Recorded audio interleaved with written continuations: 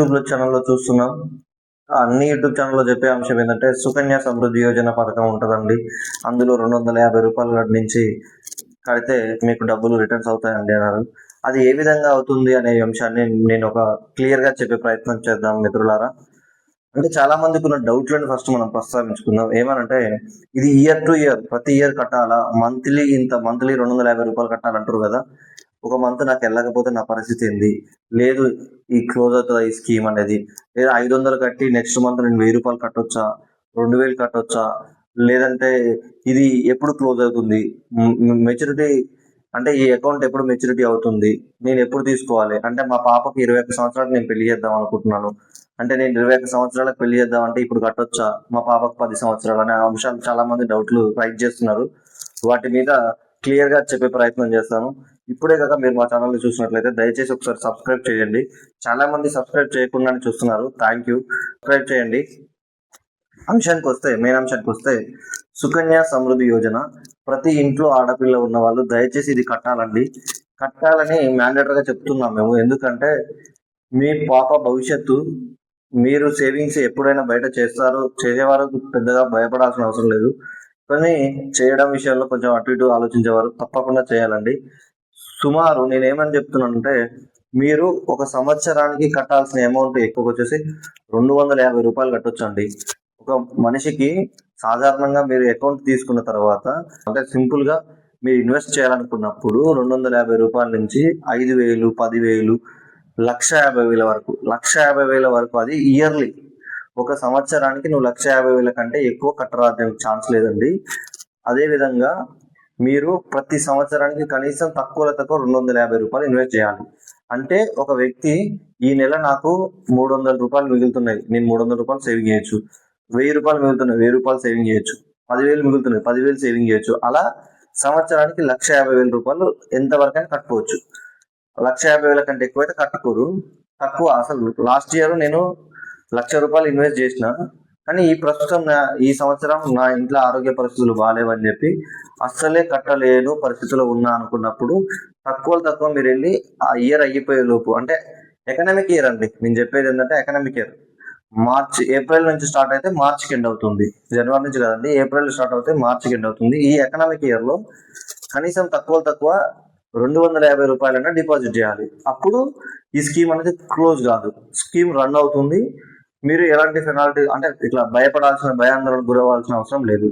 అదే విధంగా ఎన్ని సంవత్సరాలు కట్టాలంటే, మీ బేబీకి ప్రస్తుతం 1 ఇయర్ ఉన్నా, 2 ఇయర్స్ ఉన్నా, 10 ఇయర్స్ వరకు ఎప్పుడైనా కట్టుకోవచ్చు.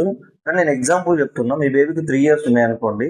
3 ఇయర్స్ ఉన్నప్పుడు మీరు కట్టడం స్టార్ట్ చేస్తే, అంటే మెచ్యూరిటీ లెవెల్ ప్లాన్ పీరియడ్ ఎంత అండి, 15 సంవత్సరాలు మీరు కట్టాలి. ఇప్పుడు మీ బేబీకి 3 ఇయర్స్ ఉన్నాయి, ప్లస్ 15 సంవత్సరాలు కడతారు. కట్టడం వల్ల మీ బేబీకి అప్పుడు 18 ఇయర్స్ వస్తాయి.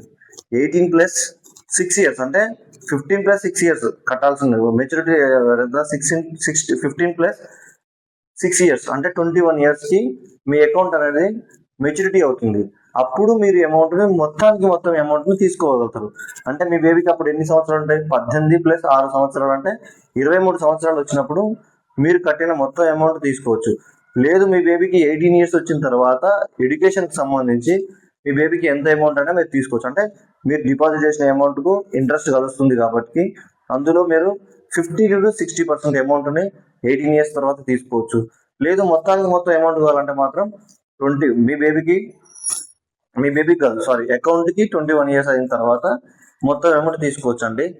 అలాగే ఈ స్కీమ్లో ఇన్వెస్ట్ చేస్తే ఇంత వస్తుంది అని చాలా మంది ఎంత వస్తుంది అని ఆలోచిస్తారు.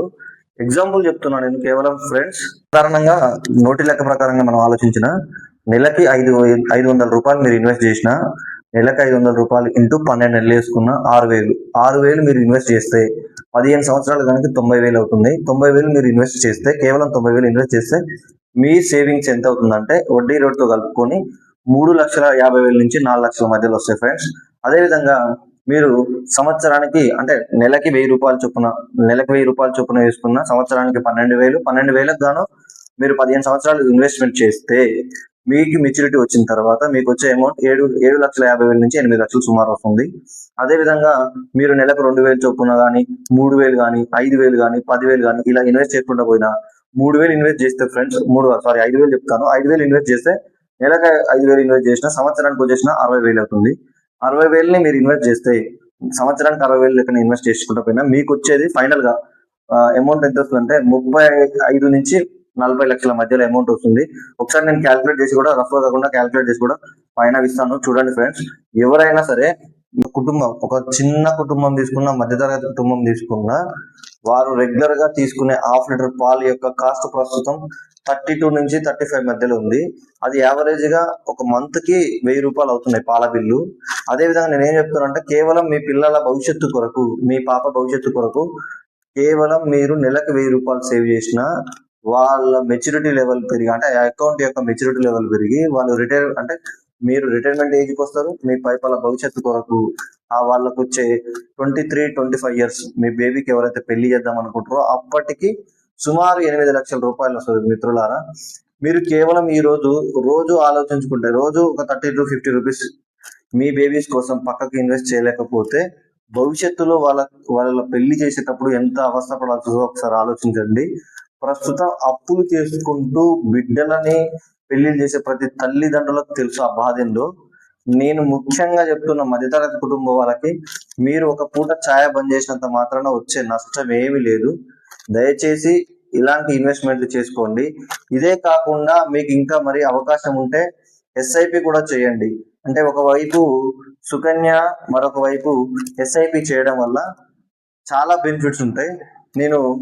మీరు మా ఎస్ఐపి యొక్క ఎస్ఐపి ఏ విధంగా చేయాలి, ఎక్కడ ఇన్వెస్ట్ చేయాలి, ఎంత ఇన్వెస్ట్ చేయాలి, ఎస్ఐపిలో ఇన్వెస్ట్ చేస్తే ఎంత అమౌంట్ వస్తుంది అనే అంశాన్ని పార్ట్ 2 వీడియోలో పెట్టాను. దయచేసి ఆ వీడియో కూడా చూడండి.